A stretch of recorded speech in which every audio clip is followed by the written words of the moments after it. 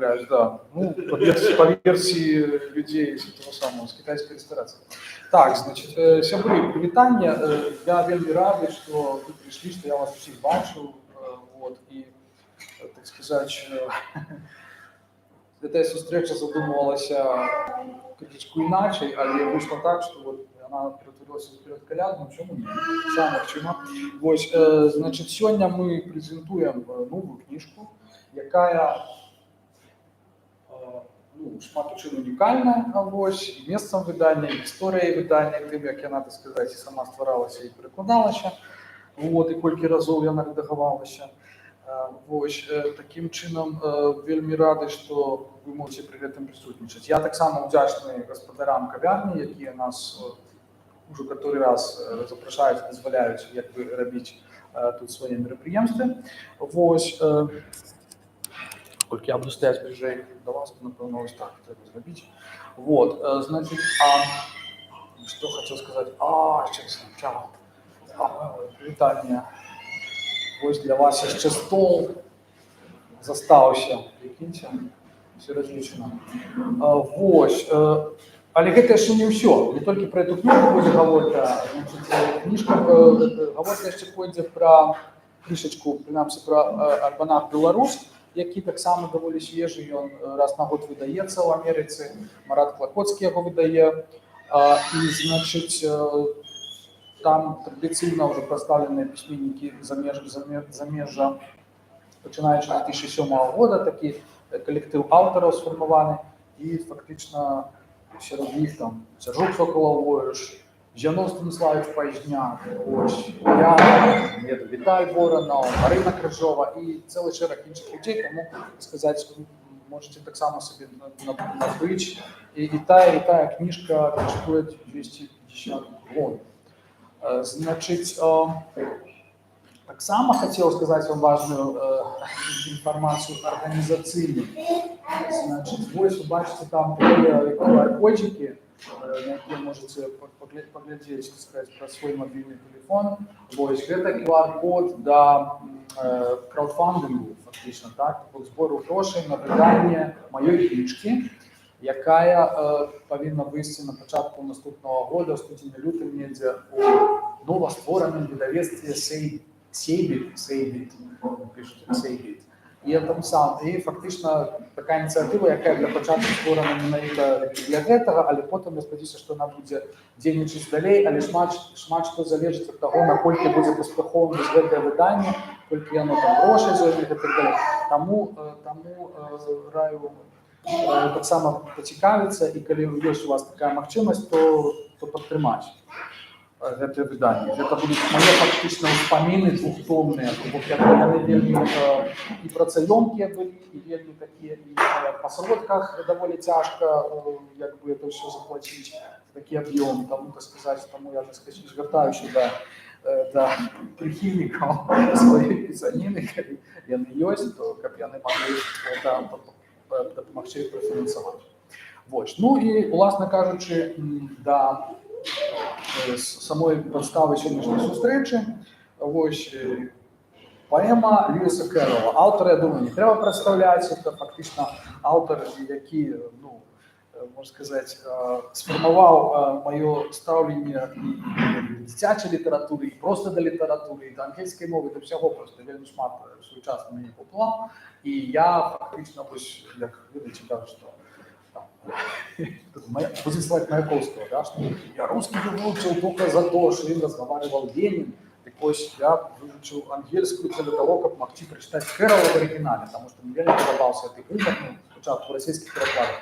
Вот. И таким чином, когда мы у Менским ім'язі выучали ангельскую, то это была такая книжка, что на это Олещины пригоды, Alice's Adventures, такая, что все читали Wizard of Oz, чомусь, а я сказал, что я не хочу читать «Чародея», да, из «Краины Оз», я хочу читать именно Кэрролла. И мне наставница принесла власную книжку, сказала «на», и фактично от того часу, как бы вот Кэрролл и я, мы такие, в принципе, сябры. Я кажу, я спробував нечто, якби, ще тільки навчаючися на самому початку англійської мови, я спробував нечто там уже уяўляць сабе, як гэта магло гучаць па-беларуску. Потым я даведаўся, што мяне абагнаў адзін цікавы хлопец, які таксама вучыўся в Ін'язе. Гэты хлопец, я ўжо не памятаю, як яго звалі канкрэтна, а ў яго была мянушка Брест. І ён, значыць, калі пісаў дыплёмку, а ён вучыўся на ангельскім факультэце, ён калі пісаў дыплёмку, то ён фактычна ён пісаў па беларускім перакладзе Кэрролла, тады яго не існавала фактычна, але ён сам перакладаў і як бы аналізаваў менавіта з лінгвістычнага гледзяшча, як можна перакласці тыя ці іншыя рэчы. Вось, я гэтай дыплёмкі ўжо не бачыў у вочы, таму што тады это яшчэ былі даінтэрнэтавыя, даэлектронныя часы, ў прынцыпе, 90-е гады. Ён недзе заканчваў 96-97. Вот. І так я і не бачыў ягонага перакладу, ягонай версіі. Але з таго часу вельмі шмат было насамрэч зроблена і рознымі энтузіястамі такімі, так, кэрролаўскімі. Што бок не толькі там мой пераклад, ці там Веры Бурлак, існуюць і іншыя яшчэ пераклады. Быў такі хлопец Дзяніс Мускі, па-мойму. Нават нічого про яго не ведаю, што ён жыў за мяжой і проста перакладаў таксама. Вось, але гэта былі такія часы, што да, адзін час я вельмі актыўна перакладаў Кэрролла і апрача кніжак пра Алесю, так, ці Алісу, так, Элс, нам вядома Каліса, значит, двух частак, вот, я фактычна, я вельмі люблю перакладаць паэзію, а ў Кэрролла вельмі шмат добрай паэзіі, як і ягоных як бы казках у гэтых самых кніжках, так і проста ён аўтар, по-моему, двух кніжак паэтычных. Зноў жа, паэзія ягоная такая ж самая, як ягоная проза, она просто вся такая, называется безбашенная і вельмі, як сказаў Макс Белявскі, наркоманская. І, значыць, а чаму яго тут немає, не ведаю. Мне здавалося, што ён павінен прыйсці зацаніць. Вось. Так вот, гэты пераклад «The Hunter of the Snark», вядомая паэма. Я памятаю, мы з Антоном Тарасом неяк размаўлялі, ён мне кажа, перакладзі «Снарка», а я адкрыў гэтага «Снарка» і гляджу, і там просто, настолькі, як на той момант было, на пачатку 2000-х, вельмі складана, я кажу, напэўна, не, надта вялікая рэч. Вось. Я, можа, нават не адразу зразумеў значэнне, чаму менавіта. Вось, але потым, як час ішоў, і я сапраўды, як з'явілася жаданне перакласці, вот, адным словам, уже лягчэй пайшло, і недзе ў 2013-м фактычна ўжо гэты пераклад быў апублікаваны ў часопісе «Дзеяслов». Вось. Значыць, вядома, як гэта яно бывае. Гэты пераклад фактычна у той рэдакцыі паспеў яшчэ вычытаць светлай памяці Юрась Бушлякоў, з якім мы супрацоўнічалі на першых двух кніжках Кэрролла, так, на Алесіных прыгодах і на тым баку люстра. Вось. Так вось ён першую версію «Снаркалову» таксама вычытаў. Вось. Але я ўжо не памятаю, ці ён бачыў публікацыю, ці не бачыў, таму што ён якраз у 2013 годзе памёр, але кніжкі ён яшчэ побачыў са выданнем ірландскае, да. Адным словам, пасля гэтага прайшоў нейкі час, я да гэтага не вяртаўся. У нас часопісная публікацыя, яно як бы, на яе нават мала хто і рэагуе, так? Бо як бы звычайна рэцэнзіі часопісных публікацый пішуцца ў самых часопісах, так? У наступных нумарах, да, ці ў нейкіх канкурентных. А так як бы мала хто чытае проста, да, на жаль.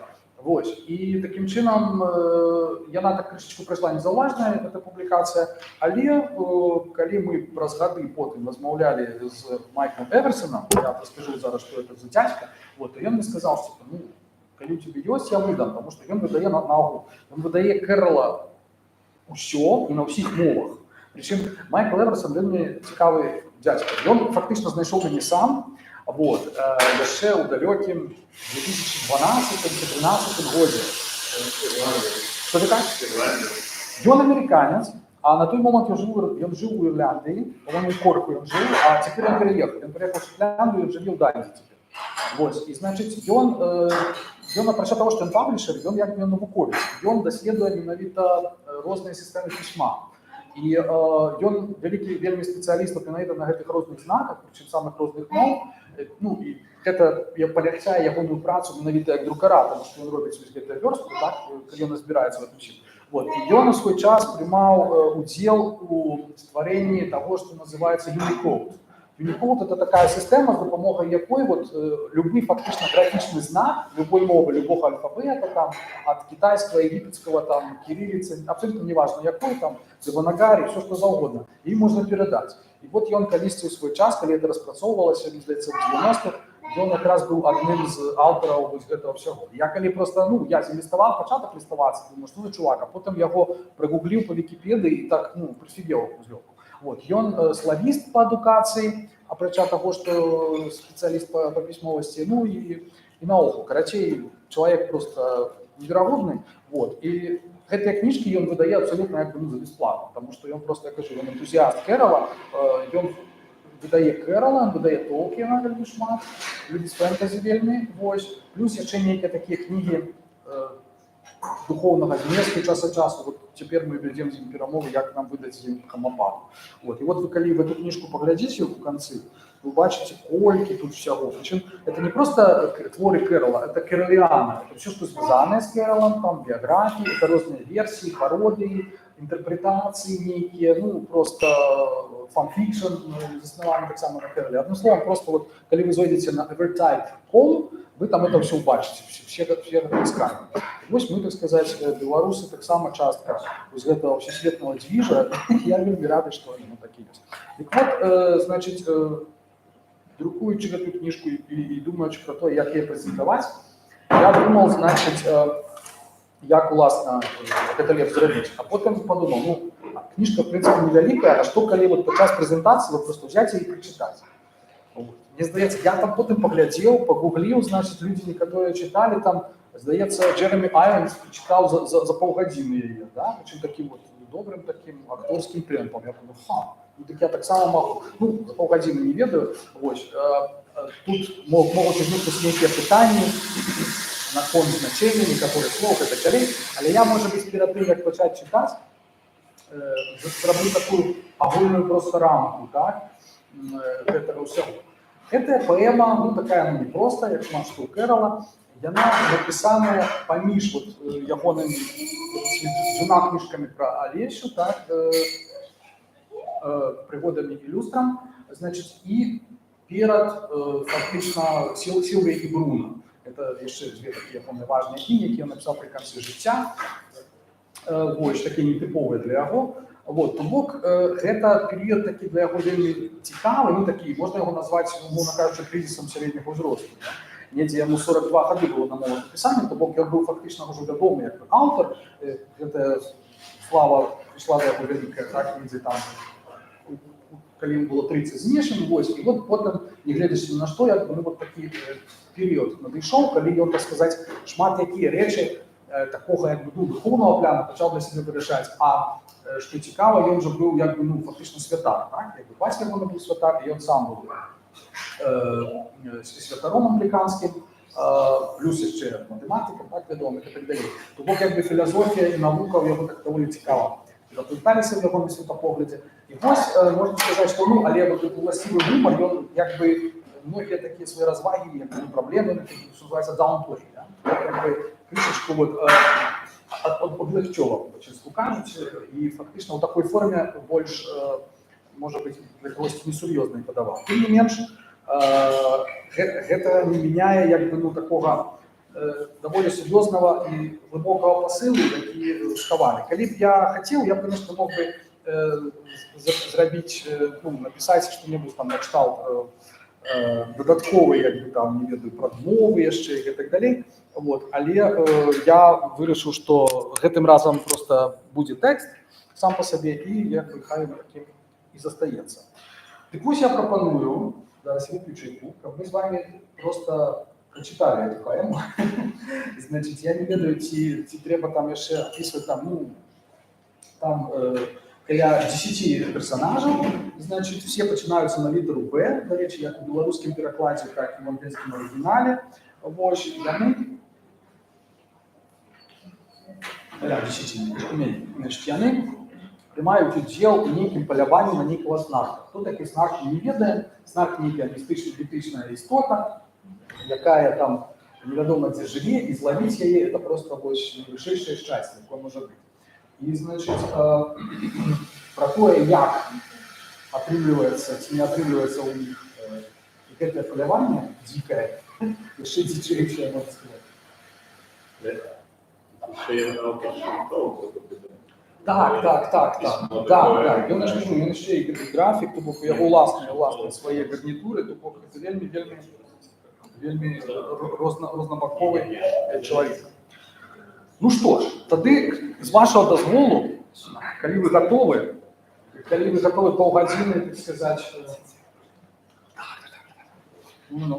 калі вы гатовы, значыць, як мінімум паўгадзіны слухаць, пастараюся не асабліва зацягваць, значыць, я вам прачытаю еще разам.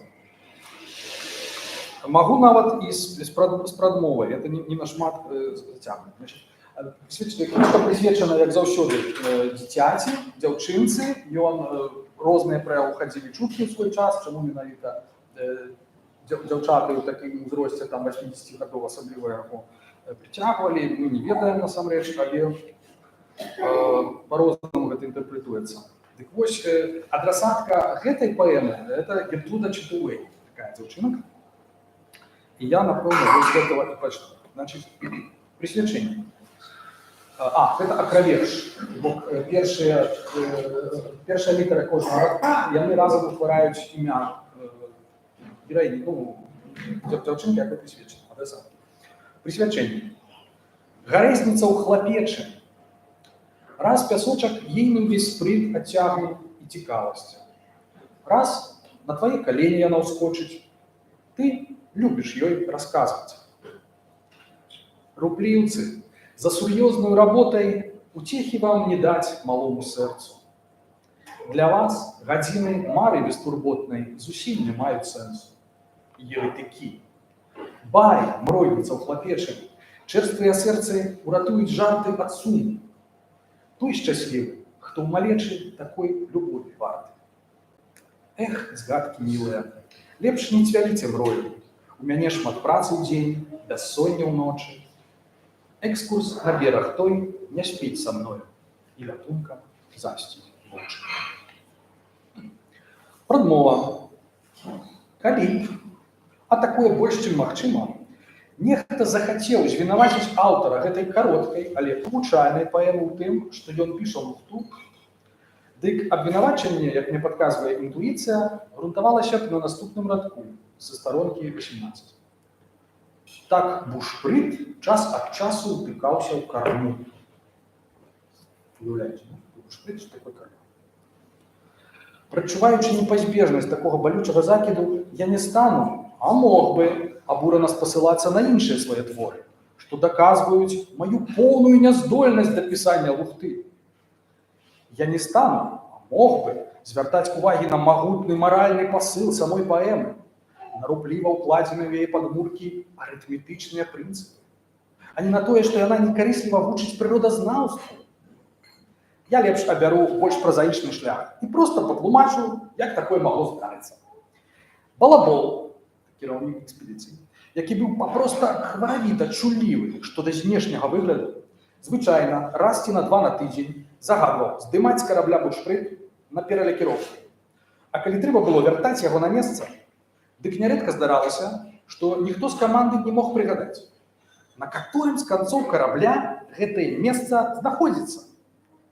Маракі ведалі, што звяртацца ў гэтым пытанні да балабола не мела найменшага сэнсу.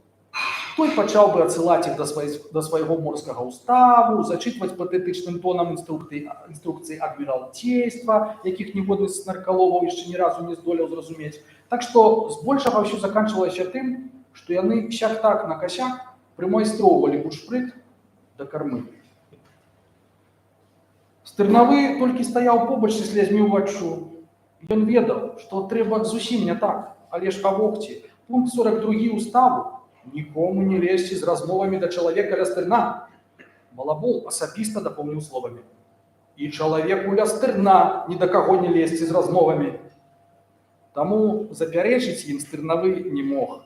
Як не мог ані па-людску стырнаваць, ажно да самага дня чарговай пералякіроўкі. Цягам гэтых скандальна доўгіх перапынкаў карабель звычайна плыў задам наперад. Як што гэтая паэма у пэўнай ступені звязаная з балядай пра жабаволкага, дазвольце мне тут скарыстаць з нагоды адказаць на пытанне, якое мне часта задаюць, а менавіта, як трэба вымаўляць рысы барсюкі. Дык вось, р у рысы Зацвярдзелае, як у слове рыса.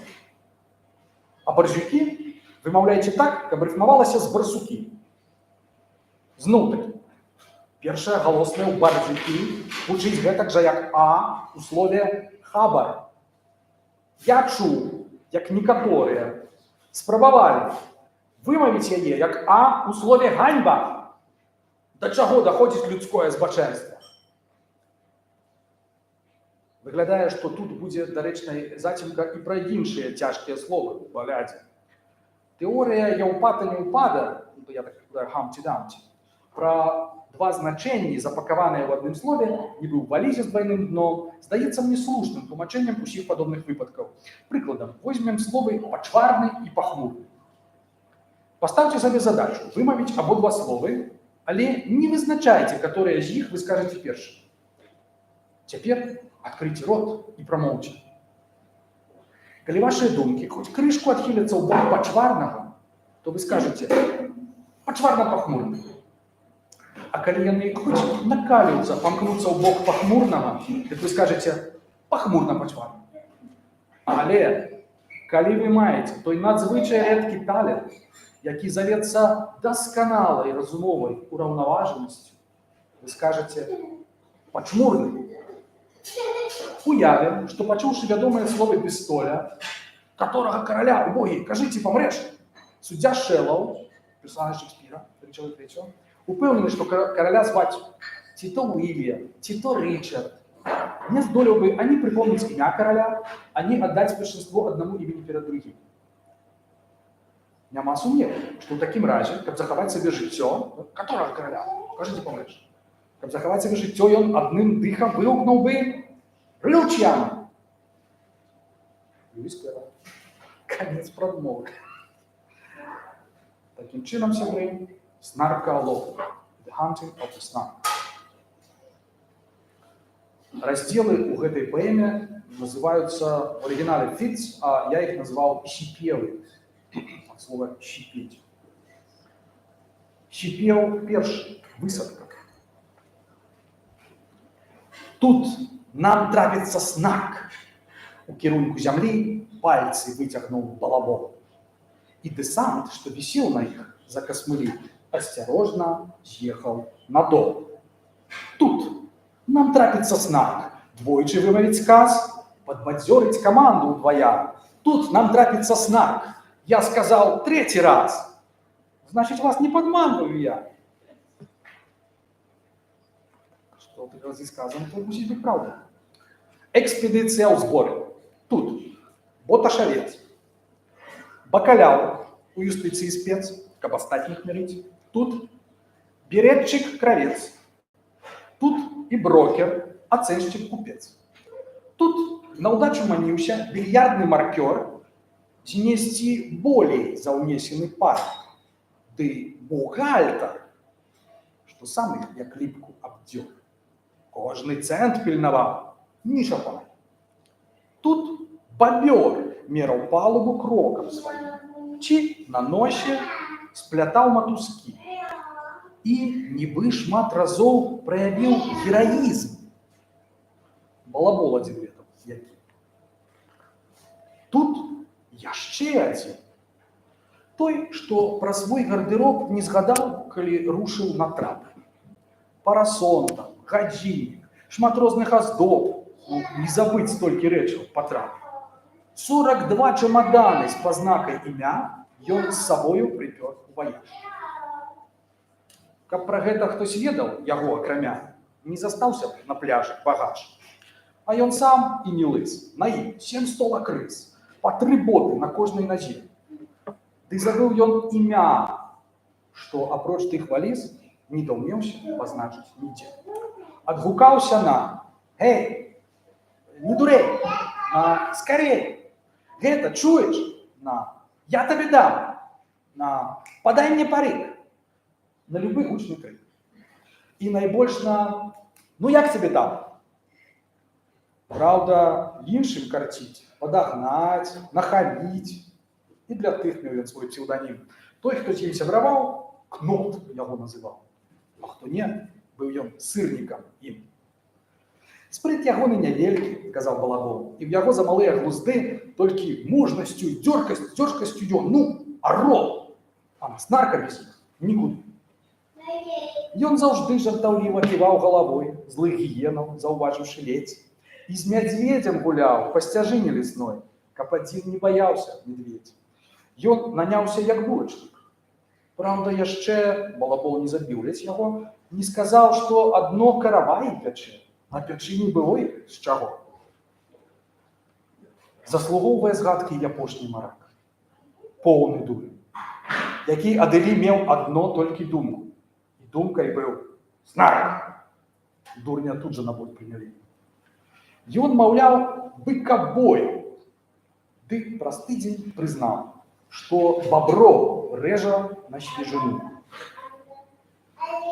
Балабол з пераляку вады ў рот набраў, нібыта язык праглынуў. А пасля апавёў, што тут ёсць пасажыр, ім прыручаны свойскі бабёр. І наўрад ці ён сам балабол перажыў, калі б той нечакана памёр. Сам бабёр улавіў іх найгутаркі ніць, з'явіліся слёзы ўваччу. Над, маўляў, дзеля радасці снарка злавіць, галавой налажыць не хачу. Ён настойваў, каб ён і спадар бабрабой на асобных плылі караблях. Балабол запярэчыў. Задумы такой мы не мелі, плянуючы шлях, кіраваць звыш складана ў любую пару над адным караблём усяго. А таму ён, на жаль, адмаўляе бабру у фрахтаванні яшчэ аднаго. Даў бабру раду булачнік. Хай апране камізэльку, што нож не бярэ. А бухгалтер, хай купіць страховку ў мяне на той раз, калі ўсё-такі памрэ.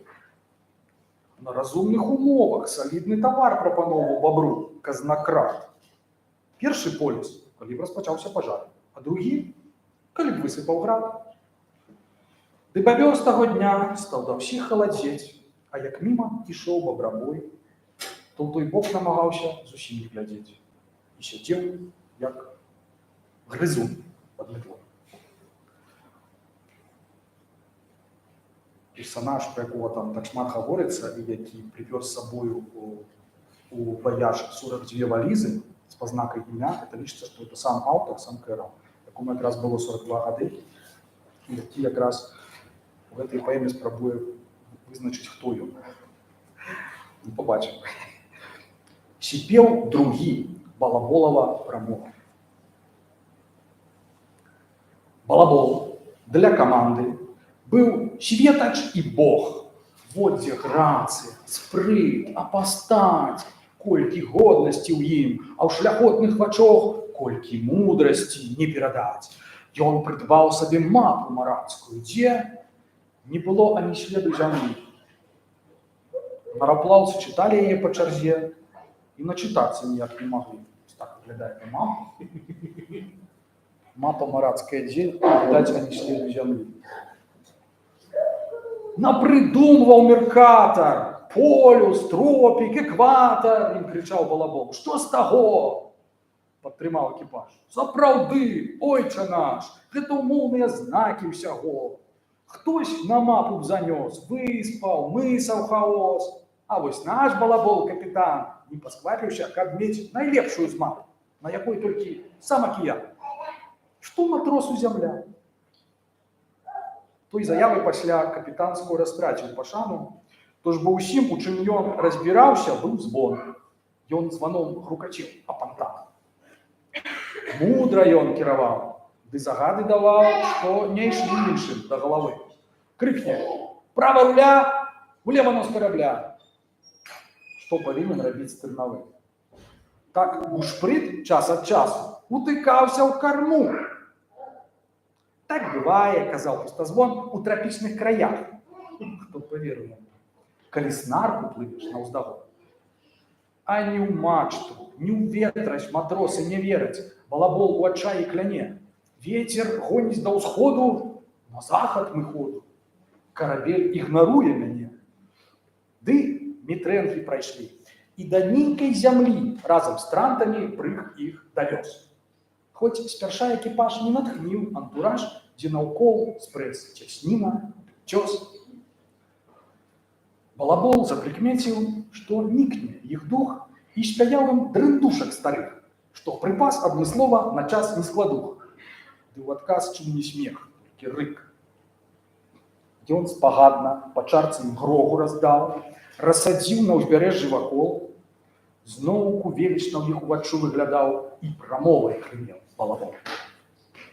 Вам кажу, землякі, грамадзяне, сябры. Маракі давяралі цытатам і па чарцы ўзялі за яго разы 3. Балабол падліваў паддат. Мы шмат тыдняў і месяцаў з вамі плылі, па 4 у месяцы тыдні. Але снарка пакуль анідзе не знайшлі, невідочны ён, хоць не нявідны. Мы ў дарозе шмат тыдняў, і яшчэ болей дзён, па 7 дзён, нагадаю, у тыдні.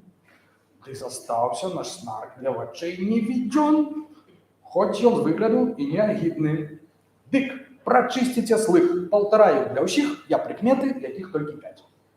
Калі не праспіце, на любой шыраце вы здалееце снарка пазнаць. Першым чынам, пра смак мушу я паясніць. Снарк нішчымны, але храбусткі. Бы плашчы, што вузеюць ніжэй паясніц, ці яшчэ як з балот агаткі. Па-другое, ён з шэрагу жудасных сонь. Уявіць, скажу я вам ледзь, што а 5-й гарбатаю снедае ён, а вячэру ўжо раніцай есць. Трэцім чынам, крый Бог, не жартуйце вы з ім. Як дасціпнік, ён роўны нулю. Снарк вас знішчыць суровым паглядам сваім, толькі словаў пачуе гульню. Знак 4. Любоў да купальных васкоў. Снарк заўжды з сабой цягне адзін. Ён без іх не ўяўляе марскіх абразкоў, хай мы коса на гэта глядзім.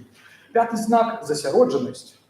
Нельга мяшаць у адзін іх прыродны падклас, каб адрозніць пернатых, што любяць кусаць, ад гусатых, што драпаюць мак.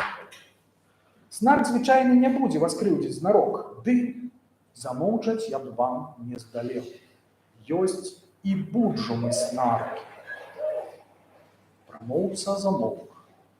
Бо тут булачнік раптам самлеў.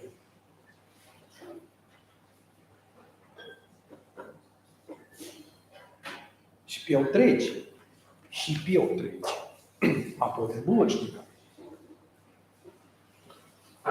Тармасілі яго кексам, сочывам, льдом і гарчыцай з салатаю крэц. І загадкі загадвалі ўсе заразом, каб, маўляў, не дурэў і ўваскрэс.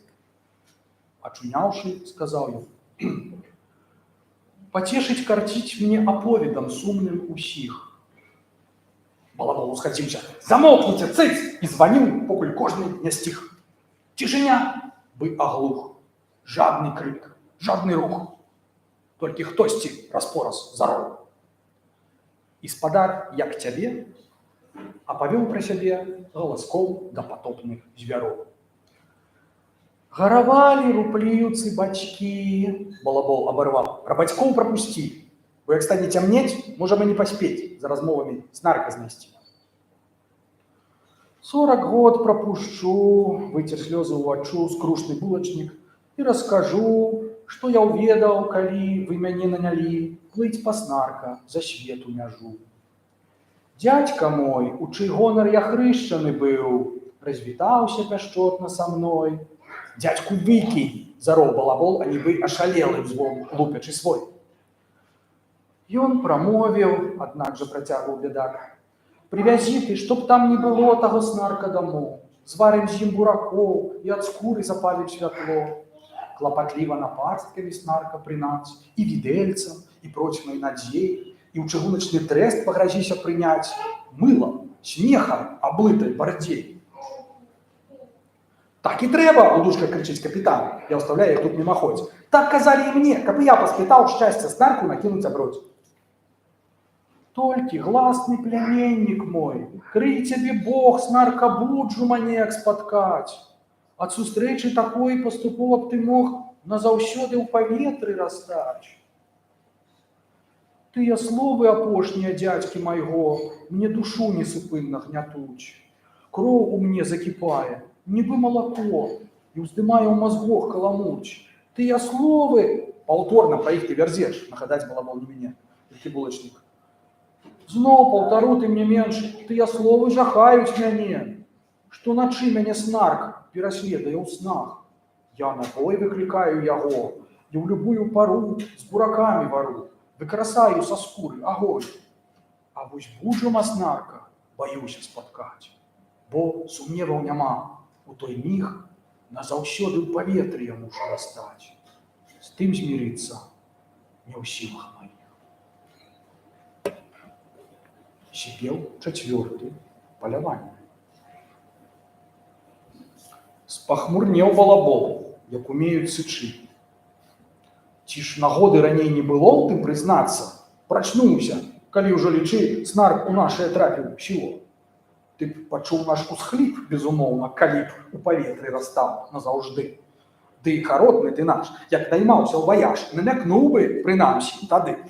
Ці ж раней ты прызнацца не мог усім нам, гэта я ўжо казаў, Адэлі, толькі як цябе там прысягнуўся б рукам. Я казаў, перш чым мы адплылі, я, магчыма, забойца і поўны баран. Час ад часу мы ўсе бараны, ды каб я на душу грэх няшчырасці браў, тут не меў і не маю віны. Я сказаў, як сказалі б Майсей ці Эсфір, як Спіноза, як Кант, як Гамер. Ты забыў, што гаворыце вы, як Шекспір. І пра гэта шкадую цяпер. Балабол яму вельмі шчымлівы расказ. Бровы ўзняў ён за неба вышэй. Ды цяпер, калі ты ашчаслівіў ім нас, не тлумі болей нашых вушэй. Я прамову сваю дакажу до канца, калі ўздумаю, ён абнадзеў. Але снарк ужо зараз бяжыць на лаўца, справа гонару высачыць. Дзе ён? Клапатліва з напарсткамі снарка цкаваць і з відэльцам, без процьмай надзей. І чыгуначным трэстам яму пагражаць пачынаеце, як мага барздзей. Снарк істота адметная, ён не дае, каб злавіў яго кожны чаўпей. Прыкладзіце ўсе веды і няведы свае, не спудлуйце, бо сёння ваш дзень. Ты радзіма чакай. Між іншым дадаў, згодна з фразай крылатай старой. Распакуйце ўсе рэчы, патрэбныя вам, каб узброіцца на бой. Тут бухгалтер хутчэй падпісаў б'янка-шэк, абмяняў на банкноты грашы, прычасаў, як цябе, валасы на губе і над вопратку прыхарашы. Брокер з боташаўцом узяліся гастрыць жалязняк аб валу на чарзе, а бабёр матускі плёў, як мокраць гарыць, без імпэту, што і кагадзе. Бакаляў казыраў сваім веданнем права. Ды дарэмна мяціў языком, што істоты з ракі, плетучы матускі, парушаюць закон часцяком. Неўтаймоўны береччык абдумваў, які вузел мець муцбанты матыві, а більярдны маркёр кончык носу, які неслухмянай рукой набялеў. Папрабуй і жабо нацягнуў, як фацэт, і пальчаткі астатнім надзіў, ды сказаў: «Я ў гуморы, хадзем на фуршэт». Балабол толькі носам кручыў. Як сустрэнем мы снарка, то быццам руком і прадстаў мяне гэтаму цуду. Балабол адказаў з двухсэнсоўным кіўком. Як надвор'е дазволіць, то буду. Аж затанчыў бабёр, як у бок той звярнуў. Парахманіў няўзнак бабрабою. Нават булачнік чуласцю роўны вярнуў, стаў паміргваць і дрыгаць у бой. Будь мужчынам! Як толькі данеслася хлюб, балабол раскрычаўся як псіх. Калі трапіцца роспачны птах нам, дзюк-дзюк, мужнасць нас уратуе усіх. Сіпеў пяты, баброва навука. Клапатліва, з напарсткамі снарка цкаваць, і з відэльцамі з процьмай надзей, і чыгуначным трэстам яму пагражаць пачалі яны, як на зардзей. Самастойна шукаць захацеў бабрабой і пакручыў прачэсваць лагчыну, дзе, як ён падлічыў, аніякай парой, а нікога сустрэць немагчыма. І бабёр з бабрабоем папёрся ў той бок. Пра намер свой абодва маўчаць. Іх не выдаў ні рух, ні пагляд, ні ківок, толькі ў твары агіды пячаць. Вот дзе снарк задурыў ім абодвум ілбы, яго ў паляванне прыстыж. Кожны выгляд рабіў, не заўважыў нібы, што і напарнік папёрся бліж. Ды цямнела вакол, надыходзіў вячор. У цяснін гужэла лагчына.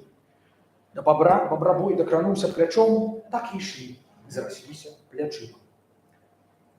Раптам жудасны віскат працяў зусім блізка неба дзесьці панад галавою. Бляднелы бабёр з жаху ледзь не памёр, стала не па сабе бабрабою. Час дзяцінства, нявіннасці даўнія дні яму выдала памяць глыб. І праз процьму гадоў ён пачуў з блізіны, як па дошчачцы грыфель рыб-рыб. Гэта віскнуў дзюб-дзюб. Ні з таго, ні з сяго бабрабой раскрычаўся не ў час. Балабол бы сказаў, я скажу за яго. Гэта вымавіў я першы раз. Паўтаруся ізноў. То дзюб-дзюб так вішчыць. Ты ж вядзі маіх сказаў, там тут. Так галосіць дзюб-дзюб. Трэці раз падлічы. Ось і доказ, што ён недзе тут. Скрупулёзна...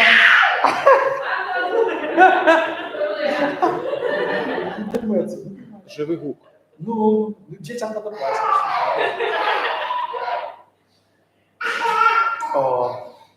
Так, что там? Дык вот. Ён мусіць злічыць, да, колькі разоў я яму сказаў.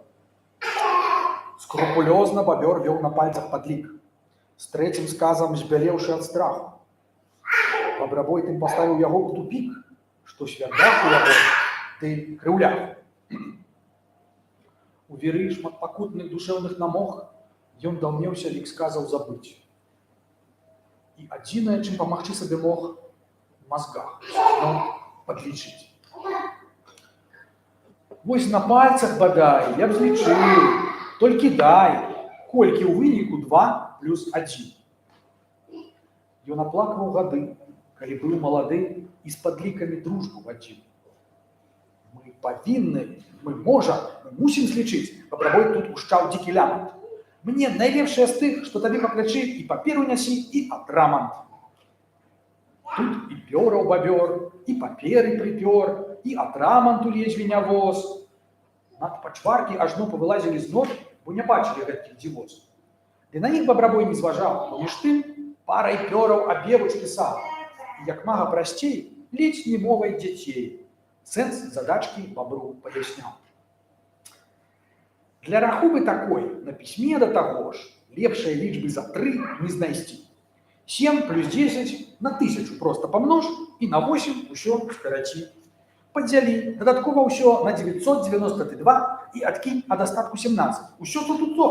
Смех важдацца з падлікам такім. Я з ахвотай табе растлумачыў быў раз, як да вынікаў гэткіх дайшоў, каб была хоць хвілінка ў наяўнасці ў нас, а ў цябе хоць бы жменька глуздоў. Мець тут трэба чало як маё, што змагло таямніцу разбытаць нялёгкую. А цяпер, без даплат, для цябе акурат, раскажу я пра арніталогію. Вось што вёрз бабрабой у манеры сваёй. Толькі своечасова не скеміў ён, што даклад без уводзін супраць правіл паводзін адпаведных чальцам акадэміі. Па натуры дзюб-дзюб вельмі роспачны птах. Ён у стрэсе страшэнным заўсёды. Ён прафан у падборы сваіх апранах. На гады ён наперадзе моды. Нічыіх не забудзецца твараў, імён. Падкупіць яго марны спадзел. Як на бедных збіраюць, то з шапкаю ён выходзіць, сам не кладзе. Што да водару, вустрыцы, яйкі, цеплоў не заменяць дзюб-дзюба для вас. Трэ хаваць яго ў амфарах з біўняў сланоў, як няма махагонавых вас. Абваляй у апілках яго, з саранчой патушы, будзе мяккі на зуб. Клею солі дадай, каб любую цаной захаваў сіметрычнасць дзюб-дзюб. Так да раніцы мог прамаўляць бабрабой, толькі мусіў заканчваць урок. Ён звярнуцца хацеў да бабра: «Брат ты мой», але ўсхліпнуў адно незнарок. Хай ад шчасця бабёр не расплакаўся тут, вочы выдалі, што аб прыродзе ён даведаўся болей за 10 мінут, чымся вычытаў бы за стагоддзя. Як пад ручку вярнуліся, балабол аж расчуліўся і пра мужнасць забыўшы прамовіў: «Вось уцеха, даль Бог, за шмат тыдняў трывог, што мы ў моры зазналі панове. Дружбаку, як бабёр з бабрабоем, дарма вам шукаць бок гісторыі собіла. Дзе адзін, а другі. Лета хай ці зіма. Больш не бачылі іх адасоблена. А калі наставала нязгода ў пара, непазбежных, як нам не люба, то навекі яднала бабрабоя і бабра, успамінак пра віска дзюб-дзюб». дзюба.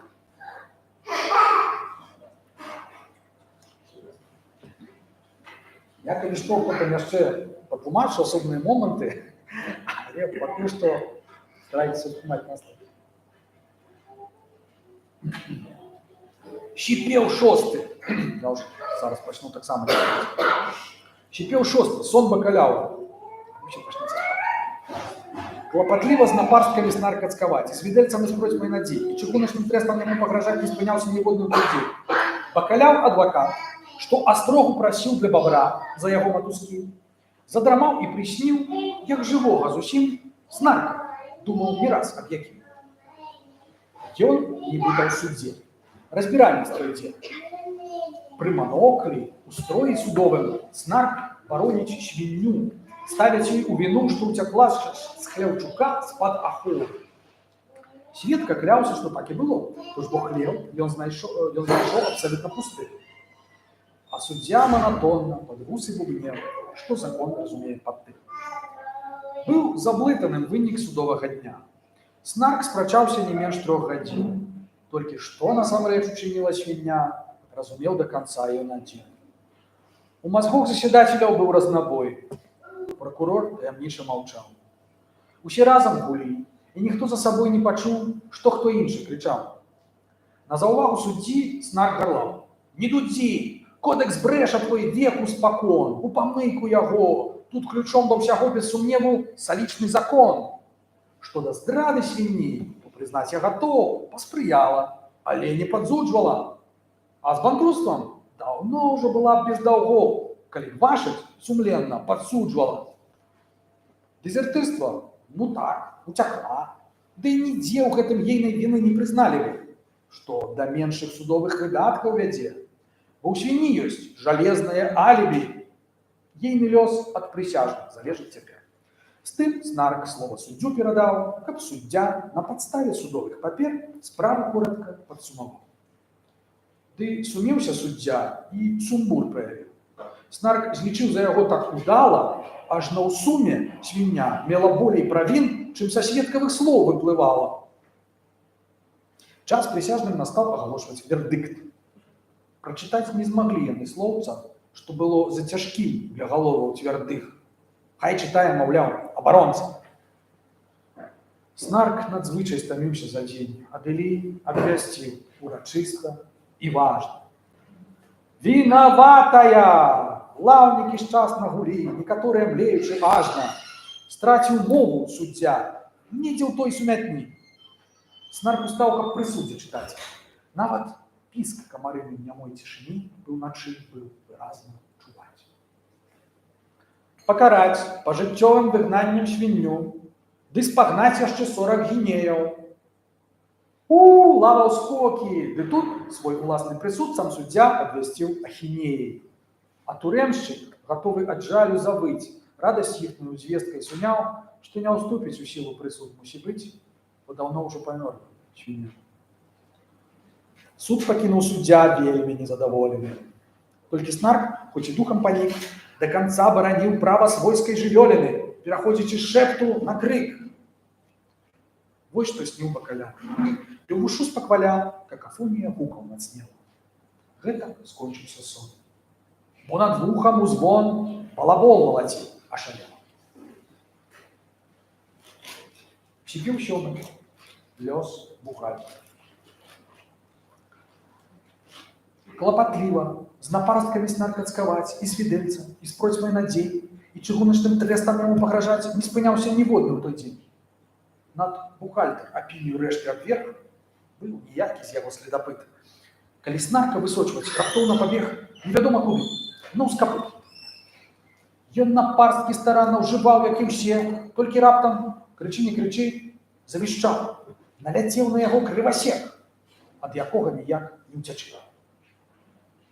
Прапаноўваў і зніжку бухгалтер, і чэк на імя, даў бы 10 за 7.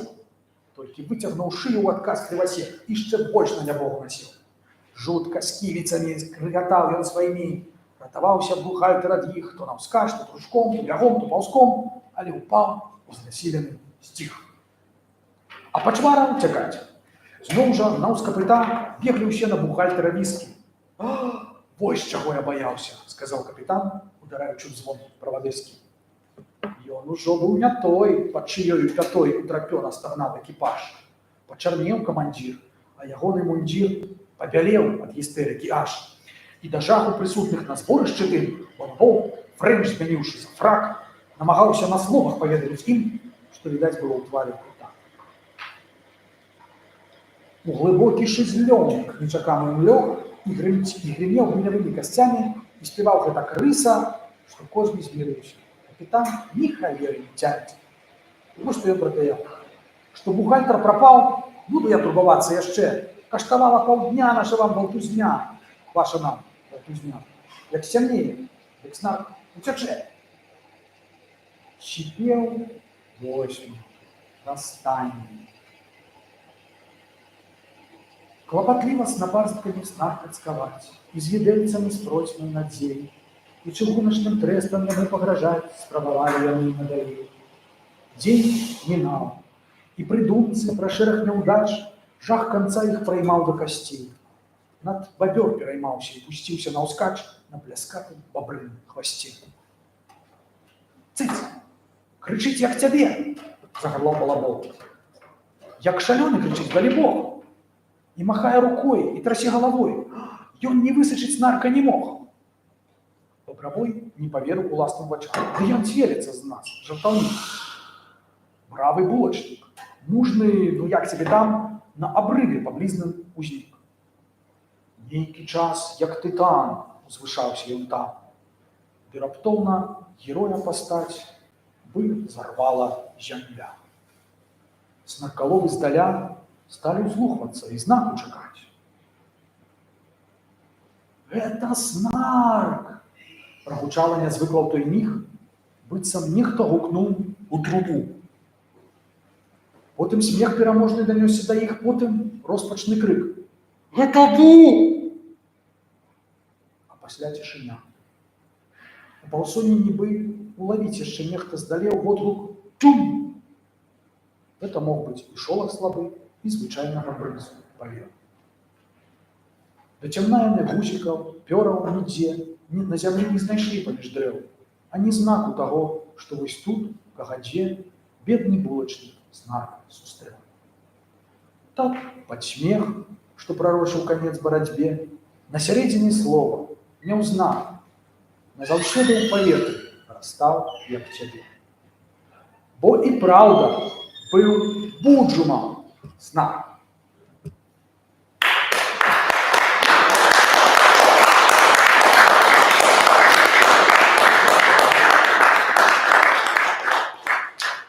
Ведаю, ці нехта засякаў час, колькі я ўклаўся. Погодзіна. Да? Я там яшчэ ўстаўляў нейкі. Так, ну вось такая вот паэмка. Ну, может быть, вы уже здогадаліся, чаму я першы раз, калі я прачытаў, так подумаў, не ведаю, ці варта там мне перакладаць, ці не, там, што да чаго. Вось, тым не менш, час ідзе, людзі растуць. І спачатку, сапраўды, калі вот, ну, першая версія, она была такая даволі вылівая, то ўжо под конец, калі вот зараз рыхтавалі выданне, то шмат якія рэчы там і папраўлялі, і выпраўлялі ў адпаведнасці ўжо з такім, як бы, з гэтым двойным дном, да, з гэтым прачытаннем якое. Ну, па-першае, шмат вельмі інтэртэкстуальнасці. Яна адсылае як да папярэдніх твораў самога Кэрролла, потому што Джабервокі, там просто цытаты ідуць, якія я там падаю па сваіх перакладах ранейшых, трэба крышачку ведаць гэта. Как вядома, там трапляюцца нейкія такія агульныя месцы фразы, там Шекспіра цытуе некалькі разоў. Вось, ну, агулам фактычна гуляецца з гэтым усім. Вось, назвы вось гэтыя дзюб, крывасек, значыць, яны сустракаюцца ўжо на тым баку люстра, то бок у папярэдняй кнізе. Вось, некаторыя словы пазычаны з Джабервокі. Але, ў прынцыпе, як бы, ну, пасыл, вось, гэтая дэшыфроўка цэнтральнага вось гэтага вобраза, вось гэтага так званага булачніка, вось, які ўмее пячы толькі каравай, які растае ў канцы пры прароцтва, якое яму ягоны дзядзька прадказвае, яно напаўняецца, збываецца, спраўджваецца. То бок, фактычна, цікава, што сам Кэрролл, таксама аўтабіяграфічная дэталь, ён быў названы у гонар свайго як бы дзядзькі Чарльз Латвіч Дорсон. І калі ён перакладаў сваё імя, он взял первые два имёны, Чарльз Латвич, и зрабіў з іх пераставіў, зрабіў Льюис, Латвич переклав як Льюис, а Чарльз як Карл, як Керол зрабіў, так? То бок, фактычна, калі ён згадвае, дядька мой у чый гонар я хрышчаны быў, то ён фактычна непасрэдна намякае на сябе самога, на Льюиса Керола, Чарльза Латвича Добсона, які з'яўляецца аўтарам гэтай паэмы. І вось мы можам з гэтага ключа здагадацца, што фактычна тое, што яго бянтэжыць, то вось тое, што ён застане ў паветры, нягледзячы на прападзе пры сустрэчы з нейкім гэтым самым Буджумам, так? А якраз фактычна дзядзька ягоны памёр, здаецца, яшчэ раней перад напісаннем гэтай паэмы. Я думаю, што гэта была якраз тая падзея, якая на яго паўплывала і, ў прынцыпе, прымусіла крышачку, ну, напэўна, стварыць вот такі вот менавіта цёмны такі твор, такі загадкавы, такі крышачку, ну, не зусім зразумелы, нібыта смешны, але насамрэч як бы такі, ну, крышачку нават жудасны, я б сказаў. Вот, як бы, ну, сутнасць тая, што сапраўды як бы ён, мы як бы разам з сваімі людзьмі ці сябрамі, там яны адпраўляюцца нейкае падарожжа, чагось шукаць, але ў прынцыпе яны загадзя ведаюць, што гэта ніякага сэнсу у нас не будзе. І што скончыцца яно вельмі дрэнна для іх. Тым не менш, яны спрабуюць дапамогай сваіх самых розных, ну, прафесій, нейкіх веданняў, нейкай сваёй тоеснасці, ідэнтычнасці. Яны спрабуюць як бы адагнаць гэтую уяву, з аднаго боку як бы ім хочацца, так, это спаткаць Снарка, а з другого боку як бы ёсць небяспека, што гэта спатканне можа быць апошнім.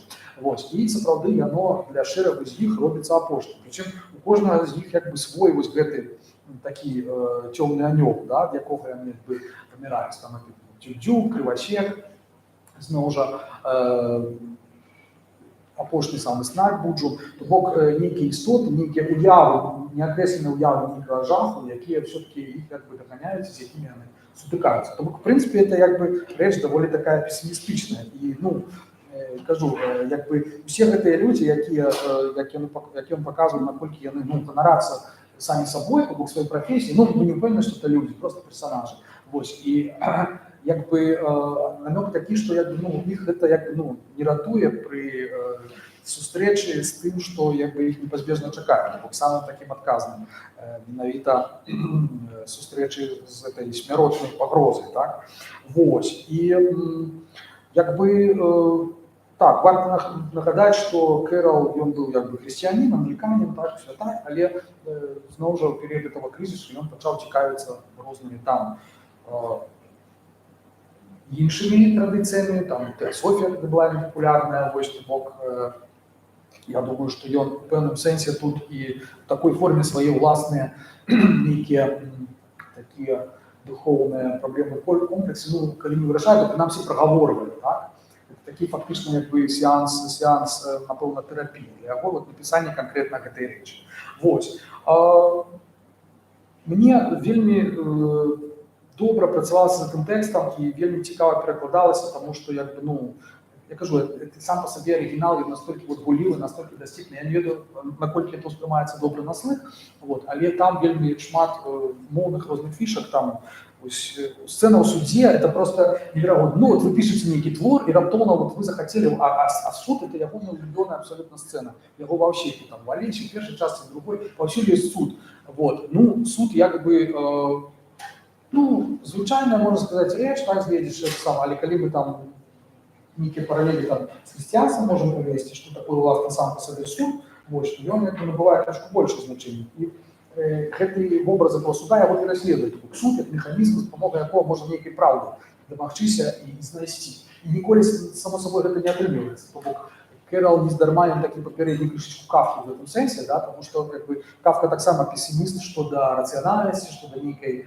чалавечай справядлівасці. Вось так і тут Керол, у яго просто ператвараецца нейкі абсурд, так, там, у калоду карт, там, нейкім выпадку. Тут это просто сон. Ягоны вось гэты бакаляр, які казырае сваім веданнем праў, ён сніць нейкі, значит, сон, і там, значит, ён Снарк выступае, да, Снарк у ролі адваката, які абараняе там некую свинью, то бок это некий вот абсолютно незразумелый такі образ, вот, але вельмі там прикольныя гулькі, то бок эпізод апавядання ў апавяданні, да, такой. Вось. Потым гэты вот гісторыі канкрэтных гэтых таварышаў. То бок, як бы, ну, кажу, прыкладалася добра, цікава, і я спадзяюся, што і вам будзе адпаведна цікава гэта чытаць. Вось, значыць, ілюстрацыі Генрі Голлідая. Всі кніжкі, якія выдае Майкл, ён стараецца як бы захоўваць першапачатковыя выданні. Вось, то бок, калісь ён выдае, напрыклад, з ілюстрацыямі Тэніела класічнымі, вось, Снарка з ілюстрацыямі Голлідая.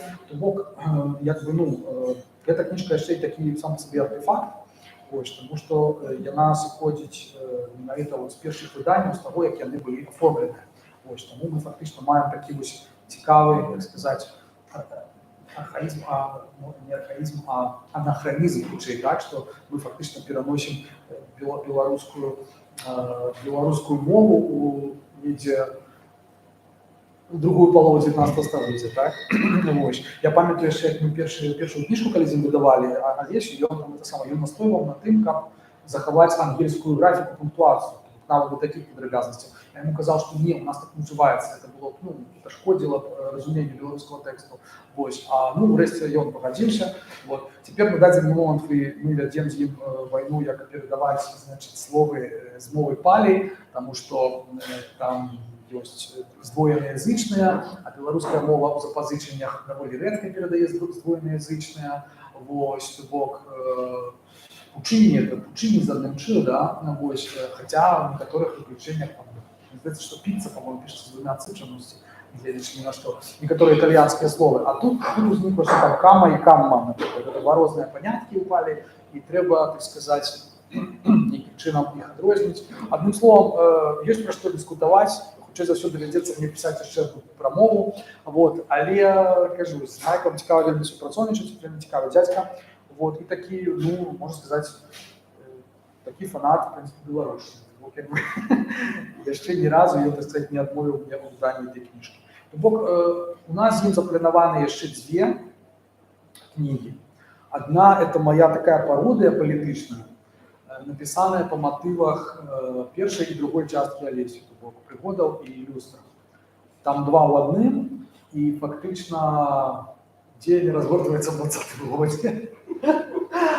І ён выдае такія рэчы, потому што насамрэч вось гэтыя казкі, это вельмі удзячныя пароды, іх існавала, пачаліся ўжо адразу, калі ён толькі быў выдаць на канцы 19 стагоддзя, ўжо людзі пачалі іх пераймаць і пісаць палітычныя пароды на тагачасныя нейкія рэаліі, выбары там, на ўсё што заўгодна. Бок это далёка не першы спосаб так вот это прысвойтаць і перапрацаваць гэта. І гэта ўсё Майкл таксама выдае, потому што яму ўсё цікава, ўсё, што хоць якімсьці бокам датычнае Кэрола і Алесі і іншых. Вот, так это одна. А другая, вот то, что мы Кама-Кама, кажу, это плануется выдание Хамапады, потому что я писал вот эти книжки старожитные, так само любит выдавать. Вот, ну, я не специалист по письмовости, он, конечно, глядишь в оригинал, он бачит, что там написано с двойным «м», а у меня повсюду передать, ну, уже назва сама, так, Хамапада. По идее, по-белорусски повинна была писаться с одним «м», так, Хамапада. Вось, а ён такі кажа, ну слухай, сам украінцы пішуць з двома «м», расейцы пішуць з двома «м». Чым праблема ў беларусаў? Я кажу, ну, а у нас, кажу, як чуецца, так і пішацца. Вось, адным словом, яшчэ цікава, як гэта будзе. Вот, пакуль што дзве яшчэ мы запланавалі, вот, але там паглядзім. Кэрол шмат чего напісаў. У мяне фактычна ёсць яшчэ перакладзены вось томік ягоных вершаў, але не цалкам. Там яшчэ нешта засталося. Ну, бо некаторыя рэчы вось столькі, бачыце, ўжо тут столькі розных намёкаў, што яны звёрту незразумелы. Вось. І там я таксама некаторыя рэчы проста не перакладаў, таму што яны ўжо крышку састарелі. Але Майкл трывае на тым, каб мы іх пераклалі цалкам, менавіта дзеля таго, каб узнавіць па-беларуску вось тое арыгінальнае першае выданне, у якім яны выйшлі у 1800, вернее, 62-м, 72-м, недзе тады. Вот, таким чынам будзем яшчэ працаваць над вершамі кэрлаўскімі, вось некаторыя з іх сапраўды вельмі дасціпныя. Это не самая, дарэчы, доўгая ягоная паэма, самая доўгая ягоная паэма «Фантасмагорія». Я яе таксама пераклаў, это пра тое, як ён сустракаецца з духам, і вядзе з духам дыялог. Ён нам расказвае пра царства духаў, класіфікацыю духаў падае, які ёсць прывіды, здані, там розныя ваўкалакі, там, ну, просто цуд. Вось, і вось гэтую паэму, гэта паэма якраз частка вот этого вершаванага зборніка, які, я спадзяюся, мы таксама давядзём да ладу вось бліжэйшыя, так сказаць, гады паглядзім. Так што вось так вот, сябры, дзякую вам за ўвагу. Зноў жа нагадваю, што там у нас ёсць альманах беларус і яшчэ ёсць пара такіх кніжачак можна набыць, і тое каштуе 250.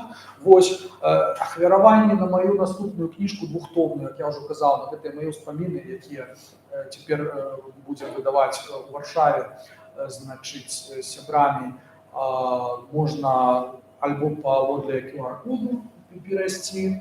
Вось там ідзе на платформе Громка.орг ідзе збор ад пазаўчорашняга дня. Вось, альбо можна просто, так сказаць, калі хочаце, можна кінуць у эту самую стрічку. Вось, такім чынам, напэўна, у гэтым годзе ад мяне ўсё. Я буду думаць, што в наступным годзе мы зноў жа выйдуць нейкія кніжкі. Вось, і я думаю, будзе нагода зноў сустрэцца і зрабіць наступную прэзентацыю. Таму дзякую вам за ўвагу. Дзякую.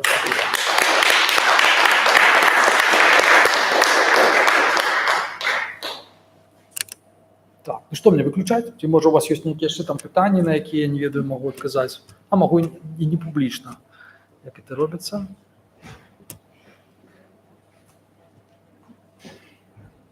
Гэтай кніжкі на сайце выдавецтва